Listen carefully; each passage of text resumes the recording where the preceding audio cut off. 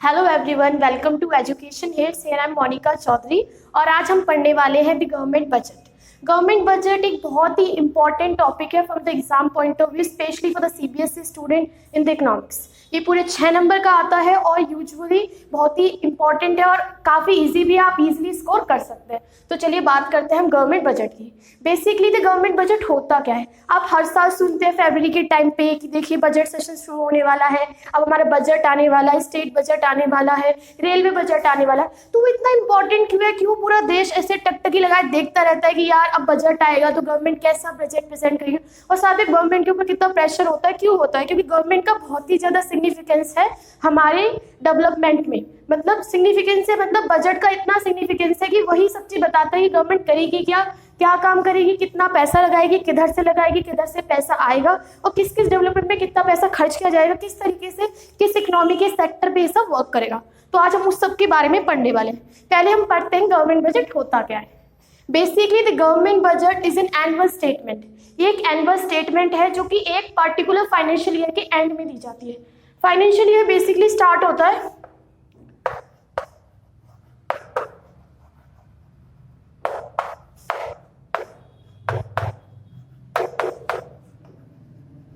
Financial जो year होता है वो स्टार्ट होता है 1 अप्रैल से लेके 31 मार्च के। और जो हमारा गवर्नमेंट बजट होता है वो फरवरी में प्रेजेंट किया जाता है। मतलब जब एक फाइनेंशियल ईयर खत्म होने वाला होता है उसके कुछ एंड दिन, मतलब एक महीने पहले, मतलब मार्च में खत्म होना तो फरवरी में बजट को प्रेजेंट किया जाता है कि अगले साल का बजट क्या हुआ। तो government budget is an annual statement of estimated receipts and expenditure during a given financial year। मतलब estimated receipts and expenditure मतलब कहाँ से गवर्नमेंट के पास पैसा आएगा, रेवेन्यू, और कहाँ पे वो खर्च करेगी, वो जो सारा का सारा एस्टिमेट मतलब एक वैल्यू देती है कि हाँ लगभग इतना पैसा हम ले होगा हमारे पास और इतना हमको पास आएगा और इतना हम खर्च करेंगे। एस्टिमेट बताती है। तो जो एस्टिमेट बताता है एनुअल स्टेटमेंट, उसे हम बोलते हैं government budget. Okay, so that's all for the. और आपको पता है फाइनेंशियल स्टेटमेंट क्या होती है? 1 अप्रैल से लेके 31 मार्च तक हमारा एक पर्टिकुलर फाइनेंशियल ईयर होता है। तो हम पढ़ेंगे the important points about the budget. Budget के बारे में क्या इंपॉर्टेंट पॉइंट है? पहली बात तो जो हर एक गवर्नमेंट होती है, चाहे वो सेंटर पे हो, चाहे वो स्टेट पे हो, चाहे लोकल लेवल गवर्नमेंट क्यों ना हो, हर कोई अपना एक पर्टिकुलर बजट प्रेजेंट करता है हर साल। तो the budget is prepared by the government at all level, whether it is central government, local government और स्टेट गवर्नमेंट। जैसे कि हम जो सेंट्रल गवर्नमेंट बजट प्रेजेंट करती है उसे हम बोलते हैं यूनियन बजट, जो कि फरवरी में प्रेजेंट किया जाता है by the finance minister of India. Okay, then we have जो एस्टिमेटेड रिसीट्स और एक्सपेंडिचर होते हैं वो किस तरीके से होते हैं, मतलब क्यों ऐसे इस तरीके से होंगे, किस तरीके से उनको रखा जाएगा, वो सब हमारे ऑब्जेक्टिव गवर्नमेंट होते हैं। मतलब गवर्नमेंट किन किन ऑब्जेक्टिव पे वर्क करना चाहती है या किस किस सेक्टर में सुधार करना चाहती है, उसके अकॉर्डिंग ही वो अपना पूरा इस साल का एस्टिमेट देती है कि हम इतना पैसा हम इस सेक्टर से इसके टैक्सेस के थ्रू लेंगे, इस पे लगाएंगे। Okay, then we have it is required to be approve by the Parliament. मतलब बजट अब जब भी प्रेजेंट होता है वो पार्लियामेंट में प्रेजेंट होता है और पार्लियामेंट का अप्रूवल जरूरी है, तभी वो लागू किया जाएगा और तभी वो माना जाएगा कि हाँ अगले साल हम ये बजट अप्लाई करेंगे। और बजट प्रेजेंट करने से पहले पार्लियामेंट में प्रेसिडेंट डायरेक्ट करता है, प्रेसिडेंट का कंसर्न होना बहुत जरूरी है। मतलब बजट तभी प्रेजेंट कर पाएंगे फाइनेंस मिनिस्टर जब प्रेसिडेंट का उस पर कंसर्न होगा और बताएंगे कि जाइए इस दिन अपना आप पार्लियामेंट में बजट प्रेजेंट करेंगे। तो हम बात करते हैं तो ऑब्जेक्टिव ऑफ द बजट। तो ऑब्जेक्टिव ऑफ द बजट बहुत ही इंपॉर्टेंट होते हैं। ऑब्जेक्टिव बेसिकली बताते हैं कि बजट की इतनी इंपॉर्टेंस क्यों है हमारी इकोनॉमी में, साथ में एग्जाम पॉइंट ऑफ व्यू से भी काफी इंपॉर्टेंट है। यूजुअली 4 नंबर का क्वेश्चन इनसे पूछा ही जाता है। तो हम बात करते हैं सबसे पहले ऑब्जेक्टिव की, जिसका नाम है reallocation of resources. Through its budgetary policy government aim करती है एलोकेट करना रिसोर्सेज को in accordance with the economic यानी profit maximization, social public welfare priorities of the government. मतलब दोनों प्रायोरिटीज में एक बैलेंस लेके चलना और उस बैलेंस को मेंटेन करना, जिसके थ्रू वो मेंटेन होगा वो होता है रीएलोकेशन ऑफ रिसोर्सेज। मतलब रिसोर्सेज को इस तरीके से बांटना कि इकोनॉमिक प्रॉफिट मैक्सिमाइजेशन, प्रॉफिट भी मैक्सिमम हो रहा है, गवर्नमेंट कमा भी बहुत रही है, रेवेन्यू भी बहुत आ रहा है और साथ में वो सोशल वेलफेयर भी करती है। जैसे कि टैक्स कंसेशन और सब्सिडीज, कुछ इंटरप्राइजेज जो कि बहुत ही लो लेवल जैसे खादी प्रोडक्ट्स हैं, उन सब की इंकरेजमेंट करने के लिए गवर्नमेंट क्या करती है, उन इंटरप्राइजेज को सब्सिडीज या कंसेशन देती है और साथ में बहुत ज़्यादा हाई टैक्स उनसे वसूलती है जो लोग हार्मफुल गुड्स बनाते हैं जैसे सिगरेट एंड ऑल, उनसे बहुत ज़्यादा वो पड़ती है, तो उसके थ्रू वो एक मेंटेन कर लेती है कि प्रॉफिट भी हो रहा है उसके थ्रू सीक्रेट्स को प्रोडक्शन करवाने के साथ में, और सोशल वेलफेयर भी कर रही है जिससे कि वो टैक्स कंसेशन और सब्सिडीज देके। Then we have the directly producing goods and service. कुछ ऐसे काम होते हैं जो प्राइवेट सेक्टर नहीं लेता, क्योंकि प्राइवेट सेक्टर का मेन मोटिव तो यही होता है ना कि वो प्रॉफिट कमाए। तो प्राइवेट सेक्टर ऐसे काम क्यों लेगा, जैसे कि water supply and then we have sanitation. इन सारे वर्क्स को प्राइवेट सेक्टर नहीं लेता क्योंकि उन्हें ऐसा लगता है इसमें प्रॉफिट नहीं है। तो इस केस में गवर्नमेंट की ड्यूटी है कि जो नेसेसरी चीज़ें हैं जो प्राइवेट सेक्टर नहीं ले रहा है या उनको ले कर भी रहा है तो बहुत ही ज़्यादा हाई लेवल की प्राइसेस चार्ज कर रहा है, उस केस में गवर्नमेंट की ड्यूटी बनती है कि वो इन पे रिसोर्सेज लगाए और अपनी तरफ से इस चीज़ को पब्लिक सेक्टर में लाए, जिससे कि लोगों का वेलफेयर देखा जा सके, यानी सोशल वेलफेयर प्रमोट किया जा सके। इस केस के लिए गवर्नमेंट को कुछ चीज़ें अपने आप ही प्रोड्यूस करनी पड़ती हैं। तो रीएलोकेशन ऑफ रिसोर्सेज का बेसिकली मतलब ये है कि जो रिसोर्सेज हैं उन्हें इस तरीके से एलोकेट करना कि इन दोनों के बीच में एक बैलेंस बन सके, यानी कि इकोनॉमिक में और सोशल वेलफेयर में एक हमारा बैलेंस क्रिएट हो सके। Then we have the reducing inequality in income and wealth. जैसा कि आपको समझ आ रहा है, इनइक्वालिटीज जो इनकम और वेल्थ में, यानी कि जो गरीब और अमीर के बीच में इनइक्वालिटी बन जाती है कि अमीर के पास ज़्यादा वेल्थ और गरीब के पास कुछ नहीं है, उसको रिड्यूस करना ये गवर्नमेंट का एक एम होना चाहिए कि गवर्नमेंट क्या करे, जो गरीब है उनको अमीर बनाने की कोशिश करे या उनको उस बिलो द पॉवर्टी लाइन उन्हें उठाने की कोशिश करे। वो गवर्नमेंट का मेन ऑब्जेक्टिव होता है जो कि वो बजट के थ्रू ट्राई टू फुलफिल करना चाहते हैं। इसको कैसे किया जा सकता है, प्रोग्रेसिव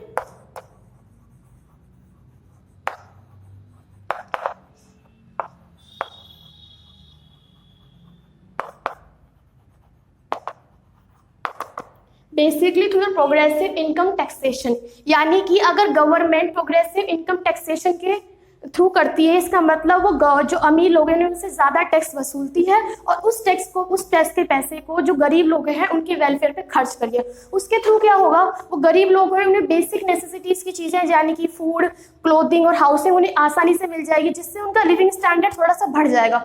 उस केस में क्या होगा, उनकी इनकम और वेल्थ में एक डिफरेंस आ जाएगा और साथ में वहाँ पर जो इनइक्वालिटी होगी उनकी इनकम और वेल्थ में वो भी रिड्यूस हो जाएंगी।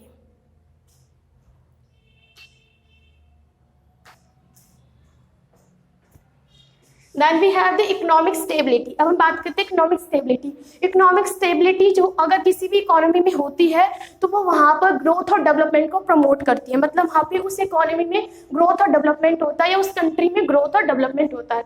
बेसिकली इकोनॉमिक स्टेबिलिटी का मतलब होता है absence of large scale fluctuation in prices, मतलब जो बहुत बड़े बड़े फ्लक्चुएशन आते हैं प्राइस में, या एकदम से बहुत ज़्यादा महंगाई हो जाना, एकदम से बहुत ज़्यादा मंदी हो जाना, उसको फ्लक्चुएशन को मेंटेन करना, उस फ्लक्चुएशन को मेंटेन करना या उसकी एब्सेंस होना। मेंटेन मतलब इन सेंस की बैलेंस लेना, ज़्यादा ना तो मंदी जा रही है ना महंगाई बहुत ज़्यादा हो रही है, एकदम स्टेबिलिटी है, तो उस स्टेबिलिटी को बोलते हैं इकोनॉमिक स्टेबिलिटी। देन हमारे पास दो तरीके की होती है, इन्फ्लेशन बेसिकली महंगाई कब होती है, जब एग्रीगेट डिमांड एग्रीगेट सप्लाई से ज़्यादा होती है। एग्रीगेट डिमांड बेसिकली वही जो हमें टोटल फाइनल गुड्स और सर्विस एक जो हमारी पूरी इकोनॉमी खरीदना चाहती है उसको बोलते हैं हम एग्रीगेट डिमांड, और जो सारे प्रोड्यूसर मिलके जितने भी गुड्स और सर्विस बनाते हैं उसे बोलते हैं हम एग्रीगेट सप्लाई। अगर एग्रीगेट डिमांड एग्रीगेट सप्लाई से ज़्यादा होगी उस केस में हमारी इकोनॉमी में क्या होगा, इन्फ्लेशन। तो उस केस में गवर्नमेंट कैसे इस इन्फ्लेशन को कम कर सकती है, बाय रिड्यूसिंग इट्स एक्सपेंडिचर, मतलब वो अपने एक्सपेंडिचर को थोड़ा घटा दे, मतलब वो फालतू जो उसे लगता है कि वो खर्चे कर रही है जिनकी अभी इकोनॉमी में जरूरत नहीं है उन्हें कम कर दे। उस केस में हम इन्फ्लेशन यानी महंगाई को कम कर सकते हैं। दूसरी कंडीशन होती है डिफ्लेटेशन यानी कि मंदी। In this case the aggregate supply is more than the aggregate demand. जो एग्रीगेट सप्लाई है वो हमारी ज़्यादा है, यानी हमारे यहाँ प्रोड्यूस तो ज़्यादा हो रहा है, लोग खरीद तो रहे नहीं है। उस केस में हमें क्या करना पड़ेगा, उस केस में गवर्नमेंट क्या करेगी, अपने टैक्स को कम करेगी, मतलब गवर्नमेंट टैक्स ना ले। अगर मान लीजिए मैं कमाती हूँ, मैं 20,000 कमा रही हूँ और गवर्नमेंट को मुझे 2,000 टैक्स देना पड़ा, अगर मैं वो कम कर देगा गवर्नमेंट तो मेरे पास क्या होगा, अगर उसने 1,000 भी कर दिया तो मेरे पास 19,000 होंगे, तो मैं जाऊँगी मार्केट में अपने पैसे उड़ाऊंगी। उस केस में क्या होगा, जो हमारी एग्रीगेट डिमांड है वो बढ़ जाएगी, तो मंदी है वो कम हो जाएगी। तो इसके लिए क्या करना पड़ता है, गवर्नमेंट को अपना एक्सपेंडिचर भी इंक्रीज करना पड़ेगा और टैक्स को कम करना पड़ेगा, या फिर टैक्स कंसेशन और सब्सिडीज देनी पड़ेगी। ठीक है, इन शॉर्ट अपना एक्सपेंडिचर उसे बढ़ाना पड़ेगा। इस केस में rise should be there in expenditure.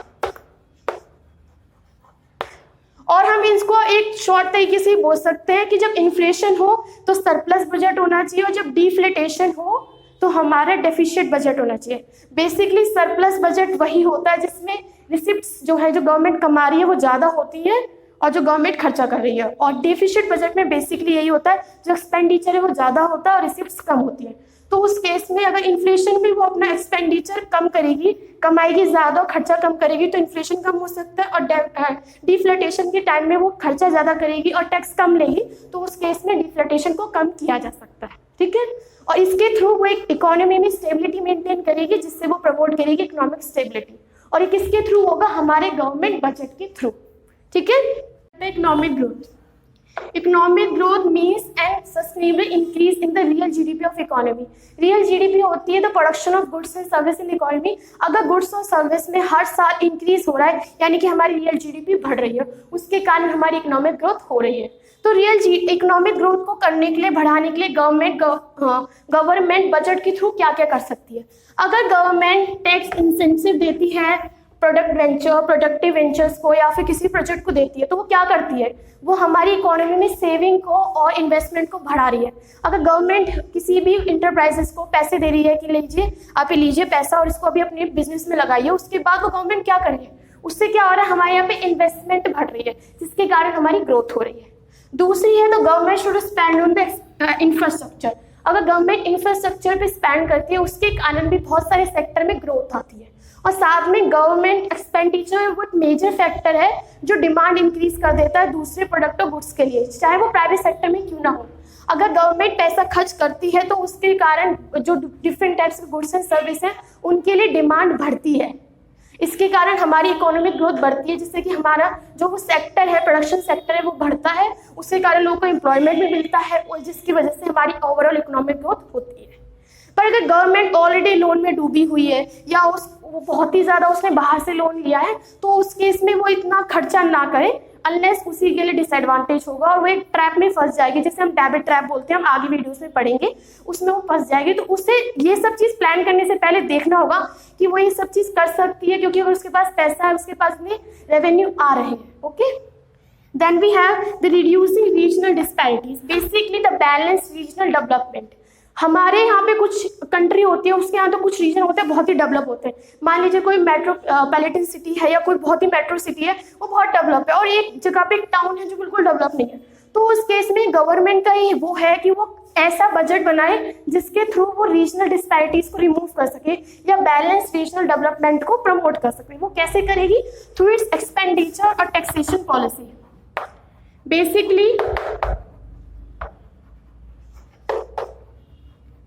Basically वो जो वहाँ पे इंटरप्राइजेस को स्टैब्लिश करने के लिए टैक्स कंसेशन और सब्सिडीज देगी, मतलब उनसे कम टैक्स लेगी या उन्हें पैसा देगी कि जाइए आप वहाँ पे अपनी कंपनी स्टैब्लिश कीजिए, वहाँ पे वर्क कीजिए, जिससे उस रीजन का डेवलपमेंट हो। ओके, तो बेसिकली गवर्नमेंट इसके थ्रू बस एक इनइक्वालिटी मिटाना चाहती है जो बड़े शहरों या छोटे शहरों में होती है, या रीजनल का डेवलपमेंट को प्रमोट करना चाहती है, जिसके वो किसके थ्रू करती है? Through expenditure taxation policy. वो टैक्स कंसेशन सब्सिडीज देती है उन इंटरप्राइजेस को जो इन रीजन में स्टैब्लिश की जाती है। Okay, then we have the management of public enterprises. Government बहुत सारी पब्लिक इंटरप्राइजेस की मेन होल्डर होती है, वो उनकी ऑनर होती है, तो उनको मेंटेन करना, ऑपरेट करना, उनका मैनेजमेंट करना किसका राइट है या किसका हक, किसका जिम्मेदारी बनती है? वो होती है हमारी गवर्नमेंट की। तो गवर्नमेंट बजट के थ्रू इन इंटरप्राइजेस का भी ख्याल रखती है, इनके लिए बहुत सारे प्रोविजन बनाती है कि इनको कितना पैसा दिया जाएगा। अगर इनसे पैसा लेती है तो उनको देना भी पड़ेगा, उसमें बहुत से गवर्नमेंट एम्प्लॉयज होते हैं, उनकी सैलरी एंड ऑल। तो जो उसका मैनेजमेंट होता है, जो हम कहते हैं natural monopolies. Natural monopolies basically वही फिर्म जो गुड्स और सर्विस बनाती है थ्रू गवर्नमेंट एक बहुत ही कम रेट पे, जो कि कॉम्पिटिटिव फर्म यानी प्राइवेट फर्म्स बनाती हैं उस रेट पे। यानी प्राइवेट फर्म्स एक चीज़ को बहुत महंगे पैसे में बेच रही है, तो गवर्नमेंट का जो फर्म होगी, जो प्राइवेट सेक्टर पब्लिक सेक्टर में होगी, वो उसको बहुत कम पैसे में बेचेगी। तो उस केस में जो पब्लिक इंटरप्राइजेस होती है, उनका पूरा मैनेजमेंट और ऑपरेट करना और उनके ऊपर पैसा खर्च करना, कितना होगा, किस तरीके से प्रोविजन होंगे या क्या क्या होगा, वो सब हमारे बजट में मेंशन किया जाता है, जिसके थ्रू इनका डेवलपमेंट भी प्रमोट किया जाता है। तो बेसिकली हमने ऑब्जेक्टिव में पढ़ा आज की रीएलोकेशन ऑफ रिसोर्सेज, कैसे गवर्नमेंट एलोकेट करती है resources to maintain a balance between the economic growth and social welfare. Then we have the reducing inequality in income and wealth. Government अपने बजट के थ्रू प्रमोट करती है कि income और wealth में इनइक्वालिटीज कम हो। साथ में रीजनल डेवलपमेंट को प्रमोट करती है और मैनेजमेंट करती है पब्लिक इंटरप्राइज का, और हमारे इकोनॉमिक स्टेबिलिटी और इकोनॉमिक ग्रोथ के भी वर्क करती है। तो बेसिकली गवर्नमेंट बजट इन्हीं सारे कामों के ऊपर होता है और इन्हीं सारे कामों को प्रमोट करता है। Okay, if you have any query please mention in the comment section. That's all for today's video. Thank you.